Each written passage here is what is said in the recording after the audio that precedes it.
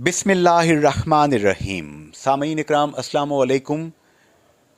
Radio health time with Junaid Ansari, radio Pakistan, radio Azad Jammu Kashmir FM 101.4 Mirpur पे आज का खसूसी प्रोग्राम। और जैसा कि हर दफ़ा हमारे साथ स्पेशलिस्ट डॉक्टर साहिबान यहाँ पे शरीक गुफ्तगू होते हैं और हमें गाइड करते हैं अपनी स्पेशलिटी के हवाले से, बीमारियों के हवाले से, मुख्तलिफ़ अमराज़ के हवाले से हमें एजुकेट करते हैं। हमारे लिए बड़ी खुशी और फ़ख्र की बात है कि डॉक्टर्स के ख़ानदान से ताल्लुक़ रखने वाले नजीबुल तरफ़ैन डॉक्टर जनाब डॉक्टर उसामा ज़फ़र, जो कि मुस्तक़बिल के इंशाल्लाह चाइल्ड स्पेशलिस्ट हैं। आपने FCPS पार्ट 1 कर रखा है और पार्ट 2 PG ट्रेनी हैं डिविजनल हेडक्वार्टर हॉस्पिटल, जो कि टीचिंग हॉस्पिटल है MBBS मेडिकल कॉलेज मीरपुर का। यहाँ पे आप लोगों की ज़िंदगियाँ, बच्चों की ज़िंदगियाँ आसान करने में अपना किरदार अदा कर रहे हैं। डॉक्टर उसामा ज़फ़र साहब, आपके वालिद मोहतरम डॉक्टर ज़फ़र साहब आई स्पेशलिस्ट, आपकी वालदा मोहतरमा जो हैं डॉक्टर अज़रा ज़फ़र साहिबा गायनिकोलॉजिस्ट, आप ख़ुद डॉक्टर, और आपने पीड्स का शोबा सिलेक्ट किया। तो ये आपने ना आई की तरफ देखा, ना इधर देखा, ना उधर देखा, पीड्स क्यों?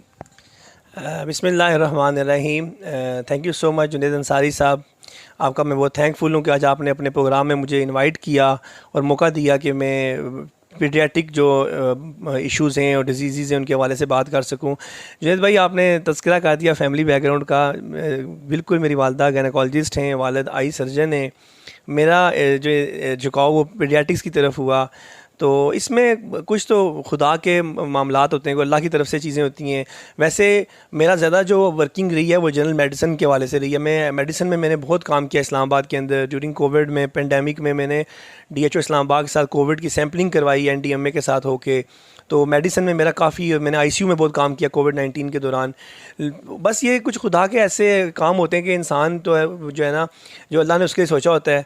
तो ये विद टाइम जब मेरा पार्ट 1 क्लियर हुआ and I applied for the training, तो मुझे ये रियलाइज़ हुआ कि पीडियाट्रिक्स जो एक ऐसी फील्ड है कि जिसमें बहुत वास्ट स्कोप है।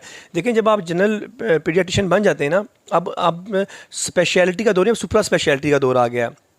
इस वक्त पीड्स के बाद पीड्स ऑन्कोलॉजी, पीड्स कार्डियोलॉजी, पीड्स नेफ्रोलॉजी, आपके पास इतनी पीडियाट्रिक्स के अंदर एक बहुत बड़ा समुंदर है। जब आप पीडियाट्रिक्स की FCPS कर लेते हो, उसके बाद पीडियाट्रिक कार्डियोलॉजी, मेरा नहीं ख्याल मीरपुर में इस वक्त और पूरे कश्मीर में पीडियाट्रिक कार्डियोलॉजिस्ट मीरपुर में तो बिल्कुल भी अवेलेबल नहीं है। हमें एको कराने के लिए, कोई दिल की अगर तशखीस करनी हो बीमारी की, तो हमें बच्चे को इस्लामाबाद या पिंडी रेफ़र करना पड़ता है।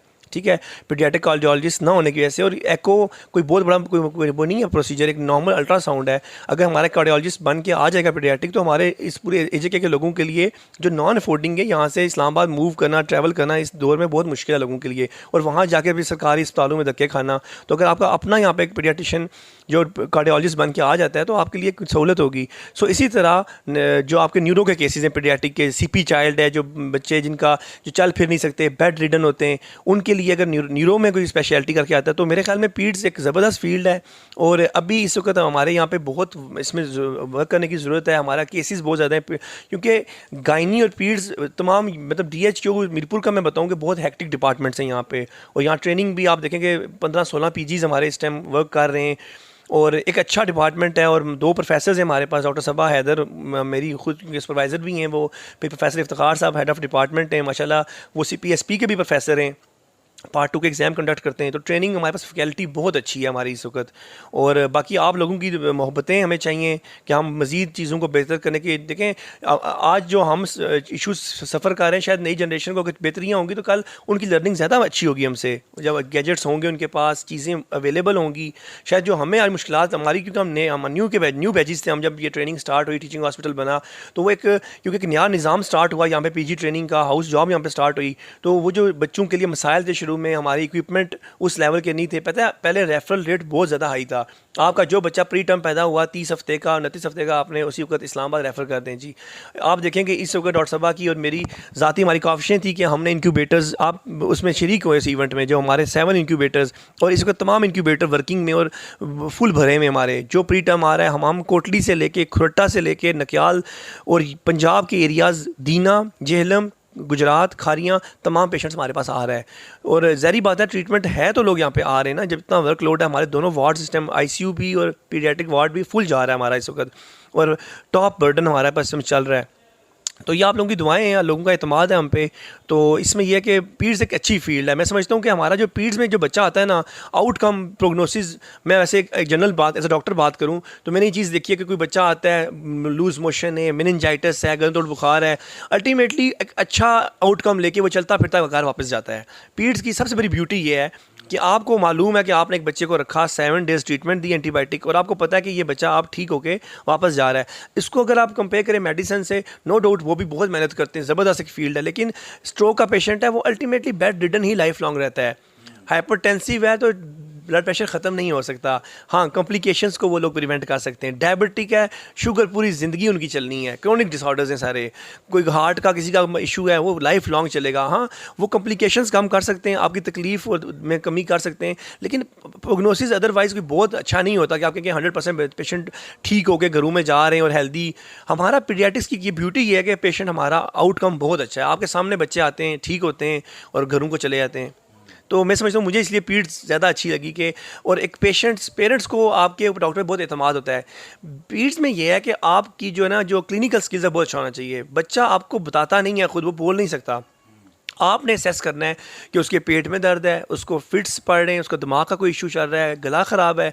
आपकी एग्जामिनेशन और आपकी उसकी फाइंडिंग्स पिक करना, वही सारी ब्यूटी है। अगर आपको स्किल्स आप देख लेते हो कि हाँ ये बच्चा मेरा क्यों रो रहा है, इसको पेट में दर्द है, इसको कॉन्स्टिपेशन है, इसको कोई अदरवाइज़ कोई और डिसऑर्डर चल रहा है, फीवर है, इसको वो पिक करना, टाइमली वो ट्रीट करना, और अल्हम्दुलिल्लाह हमारे बच्चे बिल्कुल 100% ठीक होकर जाते हैं।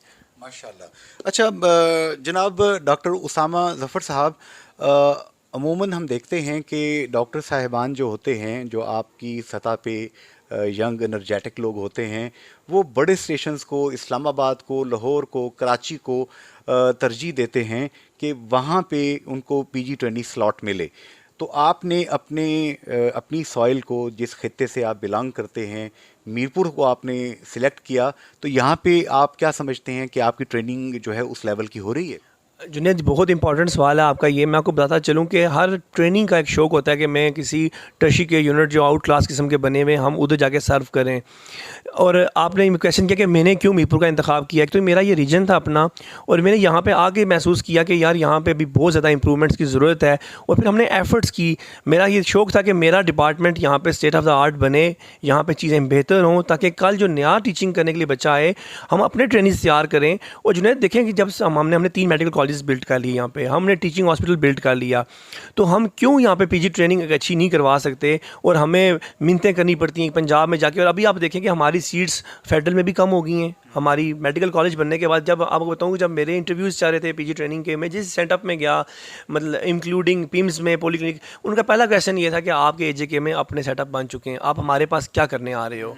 ठीक है, तो ये चीज़ शायद हमारे पीजीज़ को इतना सफ़र करना पड़ रहा है। मैं आपको मिसाल देता हूँ कि जब मैंने एजेके में अप्लाई किया, पीडियाट्रिक्स की बात करता हूँ, मेरे ख्याल है 90+ कैंडिडेट सिर्फ पीड्स की एक सीट के लिए था। आप खुद यस। और इस वक्त पार्ट 1 जिन बच्चों ने क्लियर किया हुआ है, वो 250 से ज़्यादा बच्चा हमारा एजेके में बैठा हुआ है जिनको ट्रेनिंग नहीं मिल रही इस वक्त। 2 साल में 2 सीटें निकलती हैं खाली पीड्स के अंदर। आप अंदाज़ा लगाएं मीरपुर के अंदर आप कितने बच्चों को एंटरटेन कर सकते हैं, और बाकी बच्चों का क्या मुस्तकबिल है। ये चीज़ें बहुत सोचने की ज़रूरत है हमारी गवर्नमेंट को और उन लोगों को कि यार हम लोग क्या कर रहे हैं इन बच्चों के लिए। ये तो आधे डिप्रेशन में चले जाते हैं। आप एक इतनी मेहनत करके 5 साल लगा के MBBS करते हो, हाउस जॉब करते हो, फिर पार्ट 1 का एग्ज़ाम पास करते हो, अल्टीमेटली आपको पता चलता है कि आपके पास ट्रेनिंग का ऑप्शन ही नहीं है, आपके पास सीट्स ही नहीं है। और पेरेंट्स अलग एक परेशानी से सफरिंग, वो बड़ा मुश्किल टाइम होता है। वालिदैन को लगता है कि डॉक्टर बन गया जी, ये फैमिली को सपोर्ट करेगा, और आगे की सिचुएशन ये होती है। जुनैद, मैं आपको बताता चलूँ, इस वक्त मेरे सिर्फ डिपार्टमेंट के अंदर 5 से ज़्यादा बच्चे अनपेड काम कर रहे हैं। 36 घंटे ड्यूटी कर रहे हैं, वो तनख्वाह के बगैर काम कर रहे हैं, और वो मतलब स्पॉन्सरशिप लेटर्स के ऊपर और इस तरह करके क्या करें। ट्रेनिंग्स अवेलेबल नहीं है, ट्रेनिंग है ही नहीं है। एक मुजफ्फराबाद सेटअप है हमारा, एक नावलाकोट, एक मीरपुर है, और तमाम डिपार्टमेंट्स में हर साल में सिर्फ 2 या 3 सीट्स निकलती हैं साल के अंदर, और ट्रेनिंग्स की तादाद हर साल 300 बच्चा आप निकाल रहे हैं MBBS करके। और ये बहुत इंपॉर्टेंट डायलेमा है, और इसके ऊपर बहुत जल्द इनको वर्क करना चाहिए। अदरवाइज़ ये बच्चे अभी UK मूव करेंगे, ये बच्चे हमारे रीजन को सर्व नहीं करेंगे, फिर ये बाहर के मुल्कों में आयरलैंड और दुबई और ये वहाँ पे मूव कर रहे और किए जा रहे हैं। मतलब आप जो बात कर रहे हैं उसामा, उसका हम अंडरस्टैंड ये कर रहे हैं कि ये हम ब्रेन ड्रेन को खुद फैसिलिटेट कर रहे हैं हमारा वो पढ़ा लिखा तबका जो कि क्रीम ऑफ द नेशन कहलाता है, जो अगर अपने मुल्क में रहे तो अपने मुल्क की खिदमत कर सकता है, हम उनको धक्के मार के यहाँ से निकाल रहे हैं। जुनैद, मैं आपको एक मिसाल देता हूँ कि अगर ये ट्रेनीज़ अगर हम यहाँ तैयार करेंगे, कल जो खुरट्टा समानी में अगर एक बच्चा जिसको टाइमली रेसिस्टेट नहीं किया जाता, वो पैदा होता है, उसको ऑक्सीजन नहीं लगती, उसको CPR नहीं प्रॉपर होता और वो बर्थ एस्फिक्सिया और पूरी ज़िंदगी के लिए एक डिसेबल चाइल्ड बन जाता है, तो ये नेग्लिजेंस है। अगर 3 मेडिकल कॉलेज आपने बना दिए, आपने इतनी मेहनत करके, इतना सरमाया लगा के, और आप उनको कल ट्रेन नहीं करते हो कि वो पहली फीस में जाकर सर्व करें और वो अमेरिका और UK मूव कर रहे हैं, तो ये आपका हमारा एक फेलियर है, ये बहुत बड़ा। मैं आपको बताऊं, मैं टीचिंग भी करता हूँ बच्चों की, ये मेरे पास आते हैं। मैं आपको बताऊं, जो 3rd या 4th ईयर में आते हैं, इनके पहले से माइंड बने होते हैं कि हमने प्लैब देना है, USMLE देना, हमने ये इस मुल्क से मूव करना है, और ये हर बच्चे का ये माइंड बना हुआ है कि वो यहाँ रुकना ही नहीं चाह रहे। तो यहाँ कौन सर्व करेगा? अल्टीमेटली किसी को तो यहाँ सर्व करना है, और ये हमारी अथॉरिटीज़ को अब सोचना पड़ेगा कि इनकी सीट्स इंक्रीज़ की जाएँ। हम टीचिंग हॉस्पिटल्स एक तो मीरपुर को इनको अपग्रेड करें, प्लस कोटली है, आपकी जितने जो हॉस्पिटल्स हैं उनको भी अपग्रेड करें, उनको टीचिंग हॉस्पिटल के लेवल पे लेके आएँ, वहाँ पे ट्रेनिंग स्टार्ट हो, ताकि ये जो हमारा इतना हम लोग इतना बच्चे हमारे जो पढ़ लिख के इतना कुछ सीख के आ रहे हैं, वो हमें सर्व भी करें ना। अल्टीमेटली के पेशेंट्स ने मूव होकर रेफर होकर कोटली या पिंडी इस्लामाबाद ही जाना है, तो कोई फ़ायदा तो नहीं हुआ। अच्छा, इसमें डॉक्टर उसामा एक चीज़ मैंने देखी है, मैंने आपके वार्ड का विज़िट किया, आपने एक एक चीज़ मुझे दिखाई, और मैंने देखा कि मैक्सिमम जो आपके पीडियाट्रिक वार्ड है उसके अंदर जो चीज़ें हैं वो आपने लोगों से डोनेशन लेके, ऑक्सीजन भी यहाँ पे हम पहुँचाई, आपने इसी तरीके से वेंटिलेटर्स हैं वो भी लिए, आपने इसी तरीके से मॉनिटर्स हैं वो भी लिए, लेकिन हुकूमत को अगर इसमें अपना फाइनेंस थोड़ा सा इंजेक्ट करे तो ज़्यादा बेहतर ना होगा? बिल्कुल जुनैद अंसारी साहब, ये एक हकीकत है कि पीड्स डिपार्टमेंट के अंदर अगर आप कोई भी आना चाहे वहाँ के देखे, एक एक चीज़ आपको डोनेशन से नज़र आएगी। मैं जिस वक्त आया तो हमारे पास सिर्फ 2 इंक्यूबेटर्स थे। डॉक्टर सबा के साथ मिल के हमने एफ़र्ट्स की और हमने फिर उमा फाउंडेशन को इन्वॉल्व करके 7 इंक्यूबेटर 21 लाख की डोनेशन से हमने उस वक्त के लिए। और ये मीरपुर के बच्चों का फ़ायदा है कि वो जो यहाँ से रेफ़र हो रहे थे लोग नॉन अफोर्डिंग, आज वो यहाँ पर रह के इंक्यूबेटर्स में उनकी ट्रीटमेंट होती है और वो ठीक होकर घरों को जाते हैं। वेंटिलेटर इसी तरह हमने, हमारे पास 2 वेंटिलेटर्स जो हमारे हैं वो भी डोनेशन से लिए गए। सेंट्रल ऑक्सीजन लगवाई गई, 9-10 लाख रुपए की डोनेशन से लगवाई गई। मुझे ये चीज़ें ये नज़र आ रही हैं कि हम सारा काम ही डोनेशनों पे कर रहे हैं इस वक्त, और शायद बहुत सारे डॉक्टर्स भी मुझ पर तनकीद आप कर रहे हैं कि डॉक्टर साहब ये डोनेशन वाला काम कोई अच्छा नहीं है, आप हुकूमत से बिल्कुल ही उनके ऊपर कुछ चीज़ डाल ही नहीं रहे, उनको आप कुछ कह ही नहीं रहे। और मुझे भी लगता है कि हुकूमत का अपना फ़र्ज़ अदा करना चाहिए। हमारे पास वेंटिलेटर्स की शदीद किल्लत है जुनैद भाई, इस वक्त हमें वेंटिलेटर्स की ज़रूरत है। देखें, आप मैंने विज़िट किया, आपने देखा कि बच्चा वेंटिलेटर पर पड़ा हुआ था, मैनेजर था। तो अगर यहाँ पे 5-6 वेंटिलेटर होंगे तो हमें ज़रूरत क्या पड़ी है कि हम खारियाँ या रावलपिंडी एक गरीब बंदे को यहाँ से रेफ़र करेंगे। मतलब मैं देखता हूँ चूँकि सोशल मीडिया का दौर है तो डॉक्टर्स आर सॉफ्टेस्ट टारगेट, सबसे इजी टारगेट हैं कि कह देना देखें जी DHQ हॉस्पिटल मीरपुर से रेफ़र कर दिया, ये रेफरल सेंटर है। लेकिन पब्लिक को थोड़ा समझना होगा कि कोई भी डॉक्टर किसी भी पेशेंट को जानबूझ के रेफ़र नहीं करता। अब आपके पास 2 यहाँ पे वेंटिलेटर्स हैं, अगर मॉनिटर्स हैं, अगर 2 आपके पास, 14 नहीं हैं, तो बाकी 12 बच्चों को अगर ज़रूरत है तो उसकी ज़िंदगी बचाने के लिए आपने रेफ़र ही करना है ना उसको। डेफिनेटली। देखिए जुनैद भाई, अगर एक प्री मेच्योर बच्चा जो 30 हफ्ते का या 31 हफ्ते का है, उसको सर्फेक्टेंट देना पड़ता है लंग्स को मैच्योर करने के लिए। एक ख़ास दवाई है जो लंग्स की मैच्योरिटी के लिए दी जाती है, और वो दवाई देने के लिए हमारे पास जो है वेंटिलेटर का होना बहुत ज़रूरी है। तो वेंटिलेटर ना होने की वजह से हमें अल्टीमेटली बच्चों को रेफ़र भी करना पड़ता है। एक बच्चे की जान बचाने के लिए हम उनको यहाँ लटा के नहीं रख सकते। हालांकि मैं आपको बताऊँ कि MS साहब की सख्त हमारे पर ऑर्डर्स हैं कि आपने रेफरल नहीं करना। टीचिंग हॉस्पिटल है, हत्तुल इम्कान हमारी कोशिश होती है कि हम रेफ़र नहीं करते, लेकिन कभी ऐसी सिचुएशन आ जाती है कि पीडियाट्रिक कोई ऐसी कार्डिक डिजीज़ है जिसमें सर्जरी रिक्वायर्ड है, हम उसमें यहाँ रख के बच्चे को ख़राब नहीं कर सकते, क्योंकि पीड्स में हमारे पास चंद घंटे होते हैं। अगर आप टाइम में डिसीजन नहीं करते हो, बेबी एक्सपायर हो जाता है आपका, वो आपको टाइम नहीं देता बिल्कुल भी। सामीन, इस वक्त बहुत अहम गुफ्तगू doctor Usama Zafar divisional headquarter hospital में पीड्स डिपार्टमेंट में, आप यहाँ पर FCPS पार्ट 2 ट्रेनी हैं, पार्ट 1 आपने कर रखा है, और बच्चों का जो डिपार्टमेंट है इस हवाले से आप हमें बता रहे हैं कि क्या क्या कारहाय नुमायाँ आप अंजाम दे रहे हैं और कौन कौन सी ऐसी चीज़ें हैं जिनकी ज़रूरत है, सोसाइटी को उसमें हिस्सा लेना चाहिए। डॉक्टर साहब से हमारी गुफ्तगू जारी है। मैं गुजारिश करूँगा कि जो भी अहले दिल अपने वालिदैन के लिए, बुज़ुर्गों के लिए कोई डोनेशन करना चाहते हैं, बराह रास्त यहाँ पे आएँ, देखें। आप कोई कमरा अडॉप्ट करना चाहते हैं, कोई चीज़ अडॉप्ट करना चाहते हैं, वो कर दीजिए। ये तजारत आपकी और अल्लाह पाक की होगी। इसमें फैसिलिटेटर डॉक्टर उसामा, प्रोफेसर सबा तारड़, प्रोफेसर इफ्तिखार और इनके तमाम दीगर लोग होंगे। अच्छा उसामा, एक चीज़ मुझे आप बताएंगे कि आपके मैंने मुख्तलिफ देखे हैं डिपार्टमेंट्स। इस वक्त Mirpur divisional teaching headquarter hospital जो है, ये जो DHQ जिसे कहा जाता है, यहाँ पे कौन कौन से पीड्स के अंदर आपने मुख्तलिफ स्पेशलिटीज़ एंड सब स्पेशलिटीज़ बनाई हैं? NICU है, क्या क्या है इसमें? जुनैद, ये देखें कि सबसे पहले हमारा NICU है, जिसको लेवल 3 कहते हैं। जो क्रिटिकली सिक बच्चे हमारे पास आते हैं, ऑक्सीजन डिपेंडेंट, जो बिल्कुल क्रिटिकल होते हैं और उनको इवन वेंट की ज़रूरत पड़ती है, या उनको oxygen, high pressure flow oxygen की ना CPAP की ज़रूरत पड़ती है। तो लेवल 3 है हमारे पास एक क्रिटिकली NICU से कहते हैं। फिर एक नर्सरी का लेवल 2 इसे कहते हैं। लेवल 2 वो बच्चे होते हैं जो स्टेबल होते हैं, मदर फीड के ऊपर होते हैं, ऑक्सीजन फ्री होते हैं। और लेवल 2 के अंदर भी हमारे पास इस टाइम 10 से 15 बेड्स हैं। तो वो मदर वहाँ पर ही पर्दे की सारी फैसिलिटी अवेलेबल है, वहाँ मदर फीड करवाते हैं बच्चों को। और वहाँ पे ही अगर किसी को जॉन्डस यानी कि जरकान डेवलप हो जाता है, तो हमारे पास फोटोथेरेपी की 9 से 10 मशीनें अवेलेबल हैं। बहुत अच्छी LED लाइट्स हैं। हम यहाँ फोटो में रखते हैं बच्चों को 2 से 3 दिन, वो ठीक होकर घरों को चले जाते हैं। आपने साथ एक न्यू हमारा वार्ड विजिट किया, जो इसको कैंगरू मदर केयर कहा जाता है। इसमें हमारी WHO डॉक्टर पलीथा हमारे कंट्री हेड आए हुए थे, WHO के, जो इस टाइम पाकिस्तान के हेड हैं।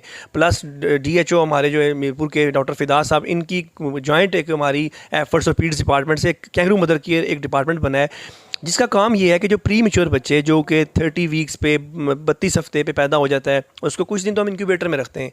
जब वो बच्चा ऑक्सीजन फ्री हो जाता है, सांस अपना मेंटेन करता है, देन हमें उसको केयर करनी पड़ती है माँ के साथ। उस वक्त उसको मदर फीड की ज़रूरत पड़ती है, और वो एक ख़ास टेक्निक है कि बेबी का skin to skin contact build किया जाता है माँ के साथ। मदर को एक ख़ास किट दी जाती है, जिससे कैंगरू अपने बच्चे की केयर करता है। कैंगरू की जो फीमेल होती है, सेम इसी तरह बच्चे को माँ अपने सीने से लगा के रखती है, और एक ख़ास ड्रेस होता है जो हम किट प्रोवाइड करते हैं, ताकि बच्चे का टेम्परेचर मेंटेन रहे, माँ के बॉडी के साथ सेम टेम्परेचर रहे।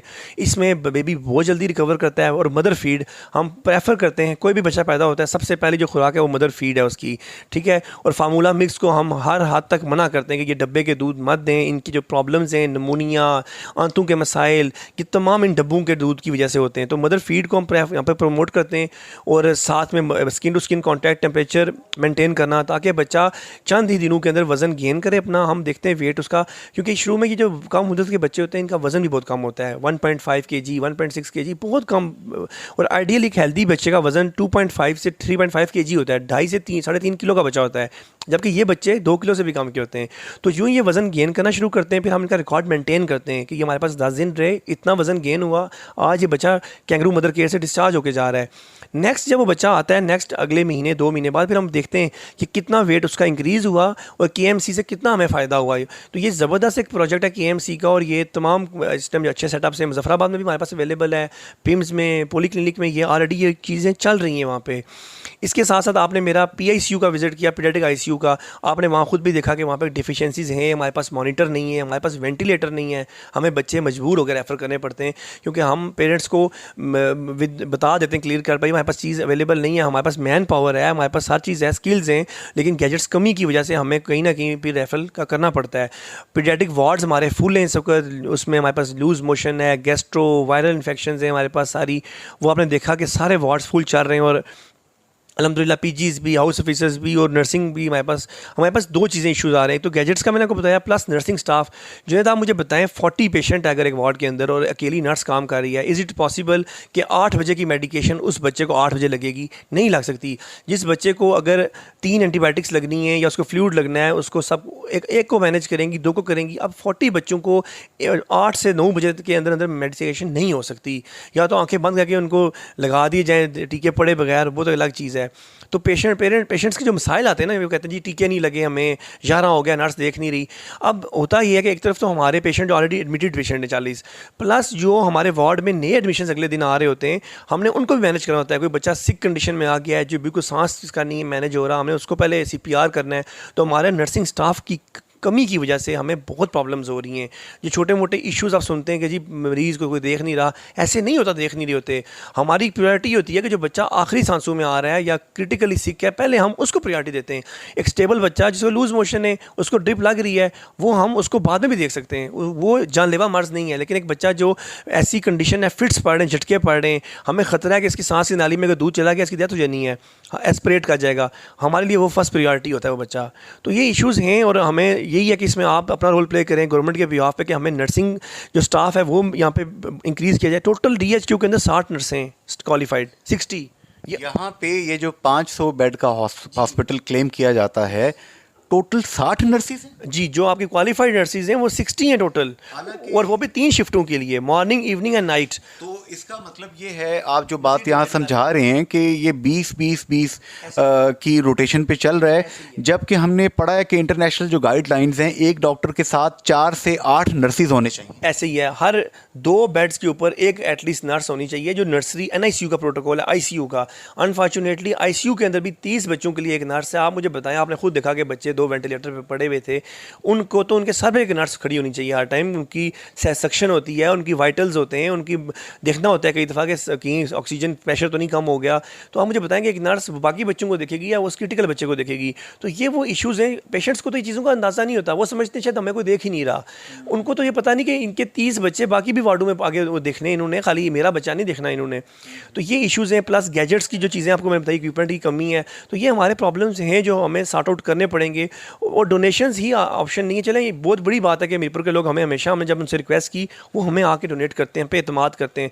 और मैं तो ये हमेशा कहता हूँ कि आप लोग खुद आएँ, खुद चीज़ देखें और डोनेट करके जाएं। हमें पैसों की भी ज़रूरत नहीं है, हमें तो गैजेट्स चाहिए ना, वो आप खुद परचेज़ करें वेंडर से मिल के। लाहौर में, इस्लामाबाद में वेंडर्स अवेलेबल हैं, आप उनसे परचेज़ करें और आप हमें बाय हैंड हमें चीज़ हमें प्रोवाइड करें, वो ज़्यादा बेहतर है। आपके पेरेंट्स के लिए सदका जारिया है, ये तो अल्लाह का और आपका मामला है। और आप देखेंगे यहाँ पर नॉन अफोर्डिंग वो क्लास आ रही है जुनैद भाई, जिनके पास 3 टाइम खाना खाने को नहीं है। और मैं यहाँ बताता चलूँ एक अच्छी चीज़ें जो पॉजिटिविटी है, सेहत कार्ड का बताता चलूँ जुनैद भाई। इस वक्त आपका मैक्सिमम बच्चा जो आप एडमिटेड है, आप जाके इंटरव्यू करें, उनको सेहत कार्ड में मेडिसिन मिल रही हैं इस वक्त। मैं नहीं कहता कि तमाम मेडिसिन मिल रही हैं, कुछ चीज़ें ऐसी एंटीबायोटिक्स हैं जो काफ़ी कॉस्टली होती हैं, जो उस पर आती ही नहीं है सेहत कार्ड पे। लेकिन मैक्सिमम मेडिसिन जो नॉर्मल एक बच्चे को लगती हैं, फर्स्ट लाइन हमारी जो एंटीबायोटिक्स हैं, वो सारी अवेलेबल हैं सेहत कार्ड पे। और इवन गायनी में जाके देखें आप, ऑपरेट गायनी पे सेहत कार्ड के ऊपर हो रहे हैं, और लोगों के लिए ये बहुत बड़ी सहूलत है। प्राइवेट आप हिसाब लगाएं, अगर यही बच्चे प्राइवेटली कितना खर्चा इनका बनता है, और यहाँ पे गरीब का बच्चा मैनेज होता है और लोग सेटिस्फाई होकर जाते हैं। तो ये एक बहुत बड़ा इंकलाब है ये सेहत कार्ड, ये आइडियली। बाकी हमारी जो भी काम इश्यूज़ हैं वो अलग है, लेकिन इस पे बहुत अच्छा ये DHQ के अंदर सेहत कार्ड की वजह से लोगों को बहुत फ़ायदा हुआ है। पेरीफ्री के लोगों को, जो पहाड़ी इलाके से लोग आते हैं, यहाँ ज़्यादातर लोग पहाड़ी इलाकों से ही आते हैं, क्योंकि मीरपुर के लोग फिर भी कुछ ना कुछ अफोर्डिंग हैं, वो लोग प्राइवेटली मैनेज कर सकते हैं। जो खुरटा चढ़ोई के गाँव से उठ के रात को आता है वो बंदा, उसके पास तो खाने को और पैसे नहीं होते। और ये वो इशूज़ हैं जुनैद, आपने देखा सर लोग अब बाय रोड पर लेटे हुए, इसके हवाले से भी लोग मीरपुर के लोग एफर्ट्स करें, एक पनागाह खूबसूरत सी बनी हुई हो, वाशरूम हो, वहाँ लोग बैठें इज़्ज़त के साथ। ये हमारी माएँ बहन बेटी हैं जो रात को बाय रोड पर बैठी होती हैं, और ये भी बड़ा एक अनएथिकल है। इसमें हमने हमेशा आवाज़ बुलंद की है कि इसको भी चाइल्ड वार्ड की दरवाज़ों के बाहर आपने देखे होगा रात को लोग सोए में रोड के ऊपर। तो ये भी हम लोगों को मुखैर ज़रात चाहिए कि यहाँ पे डोनेशन का कोई खूबसूरत सा उनको बना के दें पनागाह, और ताकि इसमें वाशरूम हो, ये लोग यहाँ पे रेस्ट कर सकें। और रोड पे एटलीस्ट जो है ना, बेपर्दगी है और बहुत सारे मसाइल हैं जो कोई भी एक्सेप्ट नहीं करेगा हमारे इस माशरे के अंदर।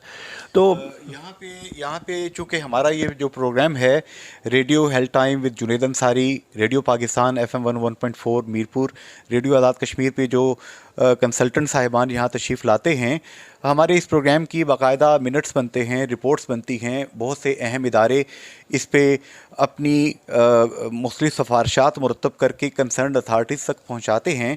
तो मेरी दरख्वास्त होगी वज़ीर आज़म आज़ाद कश्मीर जनाब सरदार तनवीर इलियास ख़ान साहब, उनके जो मिनिस्टर फ़ॉर हेल्थ अब्दाली साहब हैं, निसार अंसर अब्दाली साहब, और सेक्रेटरी सेहत से लेकर जितने लोग हैं, जो कंसर्न डिपार्टमेंट्स हैं, चाहे प्लानिंग है, चाहे फाइनेंस है, जो भी लोग हैं, मेहरबानी करके हेल्थ को और एजुकेशन को आप अपनी प्रायोरिटी रखिए।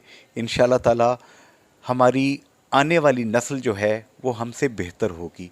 अगर हम इनको अपनी प्रायोरिटी नहीं रखेंगे तो हमारा मुस्तकबिल वीरान हो जाएगा, अंधेरा हो जाएगा।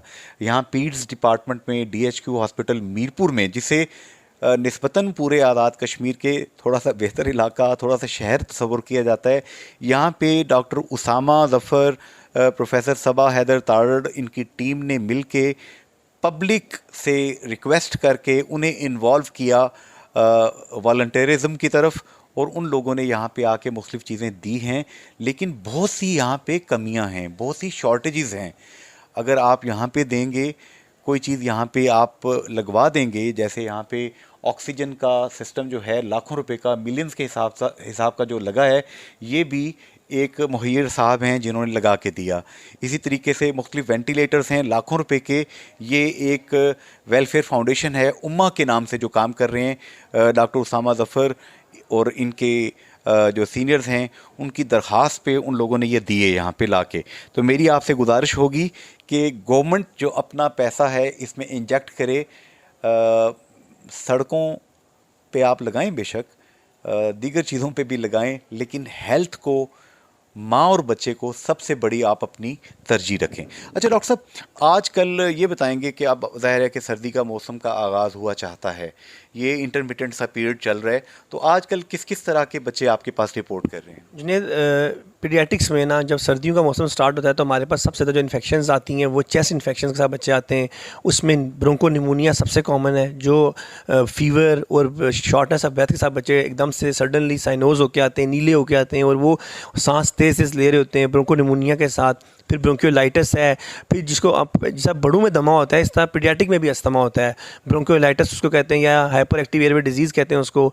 उसमें हमें देखना पड़ता है कि फिर हमें नेबुलाइजेशंस होती हैं, भाप दिलवानी पड़ती है। सब बड़ों में हम नेबुलाइज करते हैं, छोटों में भी हमें फिर एवरी 6 आवरली 8 आवरली नेबुलाइजेशंस होती हैं। तो ब्रोंकोनिमोनिया, अस्थमा, अच्छा ब्रोंकियोलाइटिस, चेस्ट की इन्फेक्शंस ज़्यादातर ये हैं। फिर मेनिंजाइटिस जो है, गर्म तोड़ बुखार, कई दफ़ा जब नमूनिया बिगड़ जाता है वो फिर इन्फेक्शन ब्रेन तक चली जाती है, वो गर्म तोड़ बुखार की सूरत इख्तियार कर लेती है।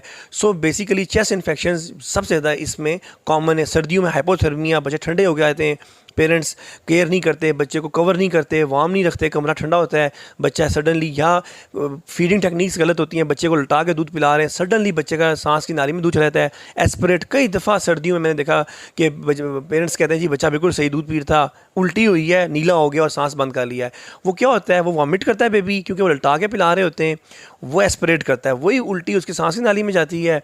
और हमने कई दफ़ा बच्चे देखे कि एस्पिरेशन वाले जब तक पहुँचते हैं उनकी डेथ हो चुकी होती है। तो ये वो चीज़ें हैं कि जो सर्दियों में आप बच्चों को वार्म रखें, हाइपोथर्मिया से बचाएं, और घर में जो पेट्स हैं इनसे थोड़ा सा इज्तनाब करें, डस्ट से, क्योंकि ये जो खुशबू वाले पाउडर्स वो मल के ना बच्चे को अस्थमा हो जाता है उससे। वो बच्चा आता है और उसकी छाती पूरी खड़ खड़ कर रही होती है। तो ये वो चीज़ें कि हमें इसकी खुद केयर करनी पड़ेगी। परफ्यूम में ज़्यादा बच्चों को ना लगाएं आप, ये जो रोड से उठा के जो लगाना है ये बच्चों को अस्थमा का कॉज करते हैं। तो ये वो चीज़ें जिनसे हमें। अच्छा, एक चीज़ ये जो आपने बताई कि यहाँ पे टेम्परेचर मेंटेन ना होने की वजह से बच्चों को मसले पेश आते हैं, तो क्या DHQ हॉस्पिटल में अगर आपके यहाँ पे central heating and cooling system अगर हो तो क्या ये आइडियल ना होगा, जैसे हम पिम्स में या दीगर बड़े अस्पतालों में देखते हैं? भाई बड़ी इंपॉर्टेंट बात आपने कर दी है कि जब ये बिल्डिंग बनी तो हमारी जो इसका जो PC1 से कहा जाता है उसमें central and heating and cooling system रखा गया था, और बाद में पता ये चला कि जी वो ख़त्म कर दिया गया। अब यहाँ पे आपने क्योंकि बात छेड़ दिया, मैं मज़ीद ऐड करूँ कि एक नई बिल्डिंग बनने जा रही है जो तेज़ी से काम जारी है। मैं बताता चलूँ कि उसके अंदर भी इन्होंने मेरे ख्याल में central cooling and heating system out कर दिया उसके PC1 में से। और आपको बताऊँ कि इतना प्रॉब्लम हमारे लिए हो रहा है कि बच्चे ठंडे होकर आते हैं और हमें अल्टीमेटली फिर हीटर और वार्मर अलग से करके अरेंज उनको गर्म करना पड़ता है। अब हम ये डोनेशंस पे जो AC लगवा रहे हैं और ये जो रिवर्स स्प्लिट जिसको कहते हैं कि जो सर्दियों में गर्म हीट देता है और गर्मियों में ठंडा, तो ये रिवर्स इसकी जगह अगर वो पहले से हमारा सेंट्रल हीटिंग सिस्टम लगा होता तो हमें ये दीवारों में आप देखें जो सुराख हो रहे हैं, ये हम बिल्डिंग को एक नुकसान हुआ है ना, अल्टीमेटली हर रूम में AC लगवाना पड़ रहा है। तो अगर कूलिंग एंड हीटिंग सिस्टम होता तो शायद इस तरीके से जो इस बिल्डिंग को, न्यू बिल्डिंग को ख़राब किया गया है। अब देखें जो अगर सेंट्रल ऑक्सीजन लगी होती कोविड के दौरान, ये न्यू बिल्डिंग हमारी सिलेंडर घसीट के हमारी न्यू टाइल्स तबाह हो गई हैं सारी। ठीक है, किस इतनी बेरहमी के साथ ये टाइल्स तोड़ी गई हैं। ये हमारा पब्लिक प्रॉपर्टी थी ना, अगर ये सेंट्रल ऑक्सीजन लग जाती टाइम पे जब बिल्डिंग बनी थी प्रॉपर PC1, क्योंकि प्रॉपर किसी ने वर्किंग ही नहीं की। आप एटलीस्ट मेडिकल वालों से कंसर्न तो करें कि ये अस्पताल बन रहा है, ये कोई मैरिज हॉल नहीं बन रहा था। ना इसमें कूलिंग का सिस्टम रखा गया, ना हीटिंग का जुनैद, और ना सेंट्रल ऑक्सीजन। आप देखें 8 लाख रुपए की हमने डोनेशन से ICU में ऑक्सीजन लगवाई है, और सिलेंडर रख रख के हमने टाइल्स तोड़ दी सारी। अब ये बिल्डिंग को 2-3 साल भी नहीं हुए इसको, इसकी हालत देखें तो लगता है कि ये कोई बोसीदा बिल्डिंग है। तो ये नई बिल्डिंग, हाँ ये बात जो डॉक्टर उसामा साहब ने कही है, ये अगेन दोबारा जो प्लानिंग करने वाले लोग हैं उन्हें अब ख्याल करना होगा। जो दूसरी बिल्डिंग इस वक्त बन रही है 250 बेडेड 500 बेडेड जो नया हॉस्पिटल बन रहा है, मेहरबानी करके एक तो वहाँ पे central heating and cooling system हो और दूसरा मेडिकल मैप के मुताबिक चीज़ें होनी चाहिए। ये अब वो दौर नहीं रहा कि आप एक स्ट्रक्चर खड़ा करके डॉक्टर्स को वहाँ पे कमरा दे दें और कहें कि ये हॉस्पिटल है। नहीं, प्लानिंग के साथ चीज़ें चलती हैं। डॉक्टर उसामा ज़फ़र हमें इस वक्त एजुकेट कर रहे हैं। Radio health time with Junaid Ansari, FM 101.4 Mirpur, radio Azad Jammu Kashmir, radio Pakistan. अच्छा डॉक्टर उसामा, यहाँ पे अब हम चाहेंगे, प्रोग्राम इस वक्त इख्तिताम के करीब है, मैं चाहूँगा कि आप वालदैन को, अगर लेट से बच्चा एक पैदा होता है तो कौन कौन से वाइटल साइंस हैं जो कि डॉक्टर्स भी लेते हैं और वालदैन के भी पेश नज़र होने चाहिए कि बच्चा नॉर्मल है, बच्चे की सेहत ठीक है, वो कौन कौन से वाइटल साइंस होते हैं, पब्लिक को ज़रा गाइड करेंगे। जुनेद, सबसे इंपॉर्टेंट चीज़ ये है कि जो बेबी डिलीवर होता है आप मेक श्योर करें कि जहाँ पे भी डिलीवर करवा रहे हैं, इवन प्राइवेट सेटअप है, इवन सरकारी है, मेक श्योर करें कि वहाँ पे एक पीडियाट्रिशियन अवेलेबल हो जो बेबी पैदा हो उसको टाइमली रिससिटेट करे, ऑक्सीजन लगाए, सक्शन करे, स्क्रीशंस उसकी जो होती हैं, क्योंकि जो फर्स्ट मिनट होता है वो गोल्डन मिनट ऑफ लाइफ होता है। अगर बेबी फर्स्ट मिनट में, जो पहले मिनट में कराए कर लेता है, वो सांस प्रॉपर ले लेता है, तो वो फिर जो मुस्तकबिल की कॉम्प्लिकेशंस हैं जिसमें ब्रेन का डैमेज होना एस्फिक्सिया से, वो बच जाता है बच्चा, बर्थ एस्फिक्सिया से।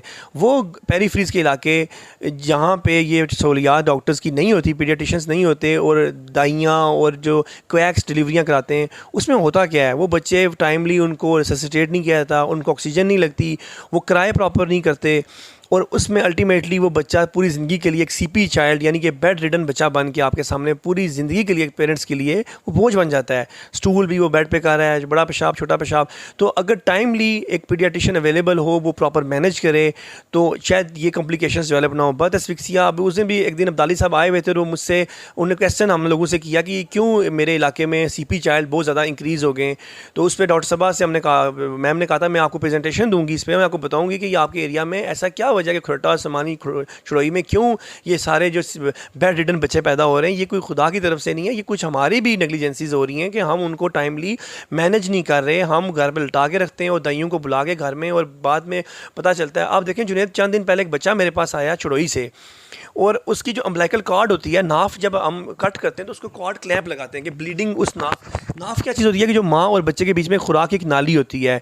अच्छा, कॉर्ड क्लैंप नहीं लगाया गया बल्कि एक ज़मीन से उठा के रस्सी या डोरी गंदी बांध दी गई। अब हुआ ये कि वो डोरी सही प्रॉपर बांधी नहीं गई और वालदेन ने भी पैम्पर ऊपर लगा दिया, ऊपर बांध दिया, वो नाफ अंदर ही रही, वो ब्लीड होती रही। जब वो मीरपुर बच्चा पहुंचा तो उसका पूरा पैम्पर खून से भरा हुआ था और उसके वालदेन को खुद समझ नहीं आ रही थी कि ये खून आया कहाँ से है। डॉक्टर साहबा ने बताया कि आपका कॉर्ड क्लैंप, जो जिस दाई ने ये डिलीवरी कराई है उसने कॉर्ड क्लैंप नहीं लगाया और आपका बच्चे का आधे से ज़्यादा खून बह चुका है।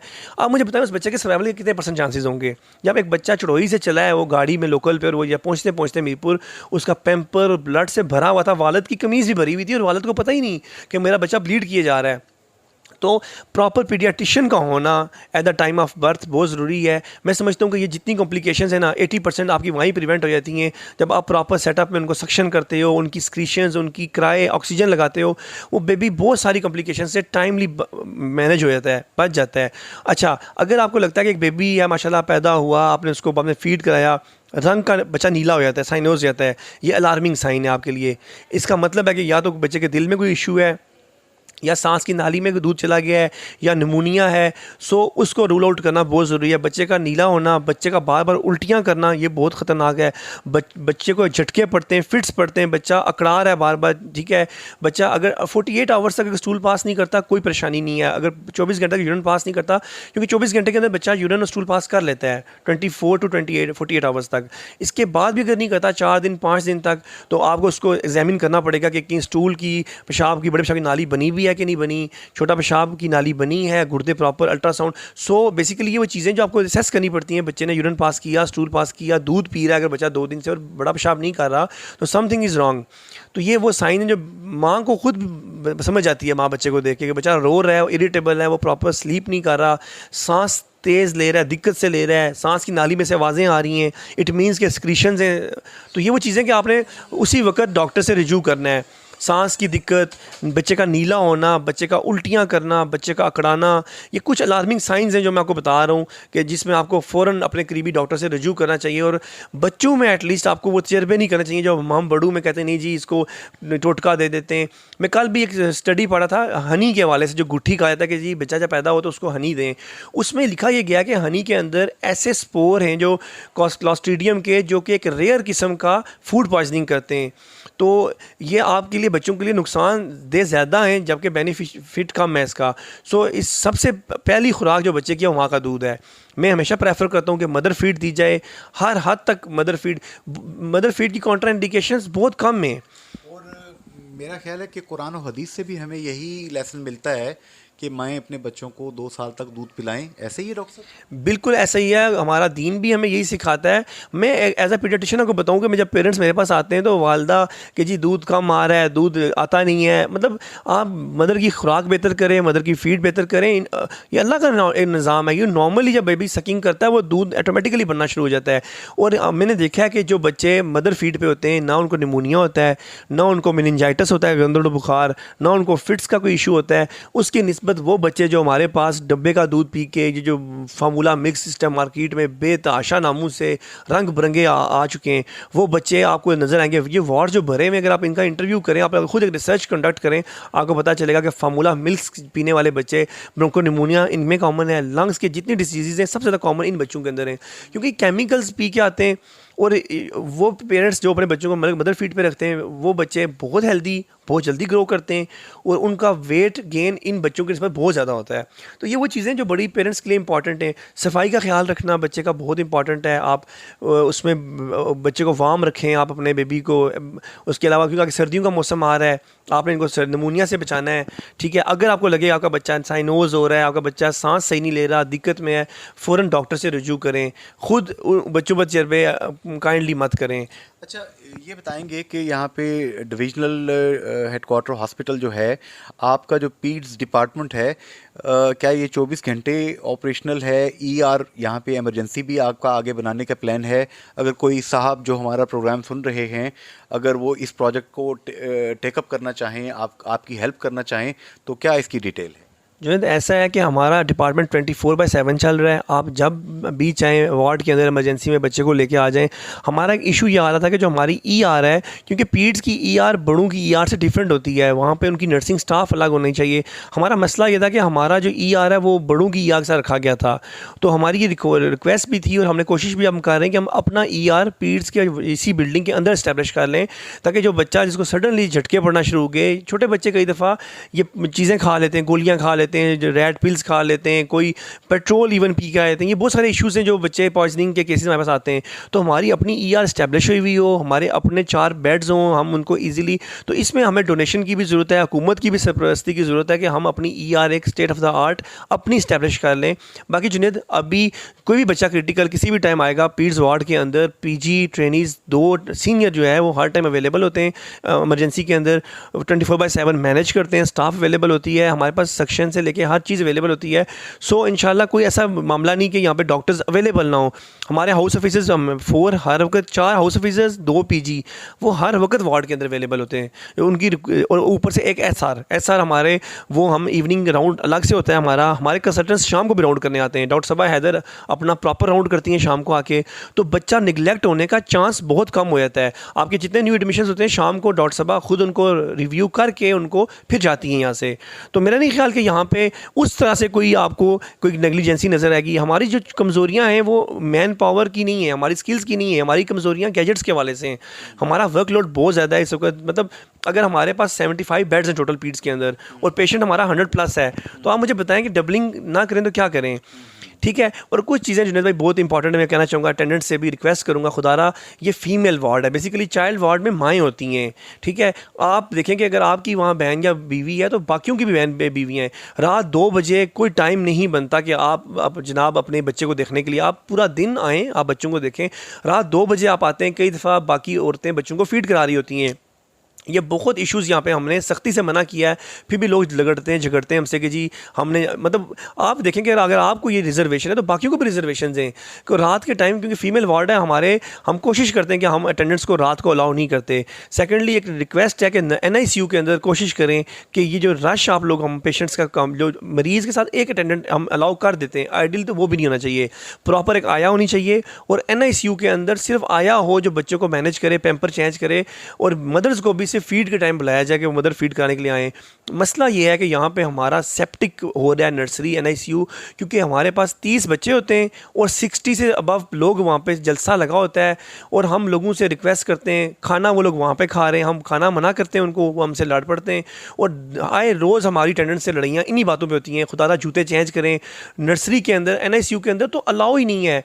अनफॉर्चुनेटली हम लीनियंट हैं, हमने लोगों से उस तरीके से सख्तियाँ नहीं की जिस तरह के किसी मिलिट्री इदारे के अंदर MH या CMH हो तो इनको बाहर रोक लेते हैं अटेंडेंट, इसी वजह से उनके बच्चे जल्दी रिकवर करते हैं कि वहाँ सेप्टिक नहीं है एनवायरनमेंट। हमारा यहाँ पे इतना लोगों का एक बच्चा दाखिल होता है, पूरा ख़ानदान जनाब गाड़ी भर के पहुँच जाता है, और क्रिटिकल बच्चा वेंट के ऊपर है, उसको क्या देखना है आप लोगों ने। और उससे क्या होता है कि हम अटेंडेंट्स को निकालने में और सेप्सिस को कम करने की कोशिश में हम बाकी बच्चों को भी टाइम नहीं दे पाते। तो मेरी रिक्वेस्ट है कि थोड़ा सा आप लोग भी एजुकेट करें लोगों को कि खुदारा एक अटेंडेंट आए, फीमेल्स का वार्ड है, मर्द हजरात और हमसायों को लेके आना जी, वो भी आके मिल रहे हैं बच्चों को, ये थोड़ा कम किया जाए। मुलाकात का टाइम है प्रॉपर, आप उस टाइम आएँ, और हमारी वेटिंग एरिया मौजूद है, आप वहाँ बैठें, मुलाकात करें, और ख़ुद भी ख्याल करें कि ये मदर फीडिंग यहाँ पे करा रही होती हैं, और आप एक ऐसे टाइम पे आके लोगों को भी डिस्टर्ब करते हैं और वो फैमिलीज़ को भी डिस्टर्ब करते हैं, उनको भी, कि कोई भी अलाउ नहीं करेगा हमारे कि इस्लामिक माशरे के अंदर हमारी रवायात ऐसी नहीं है। तो मैं चाहूँगा कि ये आपके तवज्जो से ये मसाइल आप इनको हाईलाइट करें, उनको हल कराने में लोगों को एजुकेट करेंगे। खुदारा पीड्स वार्ड है, आप शूज़ अलग से लेके आएँ, शू कवर लेके आएँ, आप बच्चे को देखें, सैनिटाइज़र यूज़ करें, बच्चे को हाथ लगाते हैं सैनिटाइज़र यूज़ करके हाथ लगाएं, और देन आप वापस जो है ना, आप एक पेशेंट वहाँ अटेंडेंट रुके, बाकी सारे वापस चले जाएं, क्योंकि डॉक्टर्स ने मैनेज करना है बच्चे को, वो मैनेज कर रहे होते हैं। लेकिन जब डॉक्टर्स आपके अटेंडेंट्स को बाहर निकालने में और झगड़े शुरू करेंगे तो वो फिर बच्चों को कहाँ टाइम देंगे। हमारा सबसे बड़ा इशू जुनैद इस टाइम ये आ रहा है, जो यहाँ पे असल में लोग एजुकेटेड नहीं है, उनके लिए नॉर्मल जी उनकी चीज़ है कि कोई इंक्यूबेटर्स पड़े हुए वो खोल रहे हैं उनको। में हम कई दफ़ा कहते हैं खुदा इंक्यूबेटर्स को मत खोलें, इस तरह बच्चे को वार्म रहने दें। हमारे आधे बच्चे हाइपोथर्मिया से ठंडे हो जाते हैं, बार बार आप खोलते हो उनको, हाथ सैनिटाइज नहीं करते हो। तो काइंडली अटेंडेंट्स को थोड़ा सा, हम तो एजुकेट करते हैं, आप भी मीडिया के तवसत से इनको एजुकेट करें कि ये न्यू बोर्न्स बच्चे बहुत नाजुक होते हैं, ये within no time infection इनको लगती है और इनको बचना बहुत मुश्किल हो जाता है इनका। तो काइंडली हम लोगों ने मिलकर इन चीज़ों को बेहतर करना है। ये हमारा अस्पताल है, ये डॉक्टर्स का अस्पताल नहीं है, ये तो पब्लिक प्रॉपर्टी है, ये आपके टैक्स का अस्पताल है, आप लोगों ने इसको बेहतर बनाना है। और इसको बेहतर बनाने के लिए तमाम हमारी सिविल सोसाइटी ने रोल प्ले करना है। जो हमारी जो डेफिशिएंसीज़ हैं, हमने बहुत ज़्यादा हद तक चीज़ें आउटकम हमने बेहतर किए हैं, लेकिन मज़ीद जो चीज़ें रहती हैं, मैं चाहूँगा कि जुनैद भाई आपकी तरफ से और इंटरनेशनल डायस्पोरा वो भी अपना रोल प्ले करे कि हमें ये हेल्प आउट करें कि हम इसको एक state of the art hospital बनाएं, ताकि हम तमाम चीज़ें यहाँ पे मैनेज करें, ना कि हमारे लोग यहाँ पे ख्वार होने के लिए इस्लामाबाद जाके लाइनों में खड़े हों। बिल्कुल सही जी।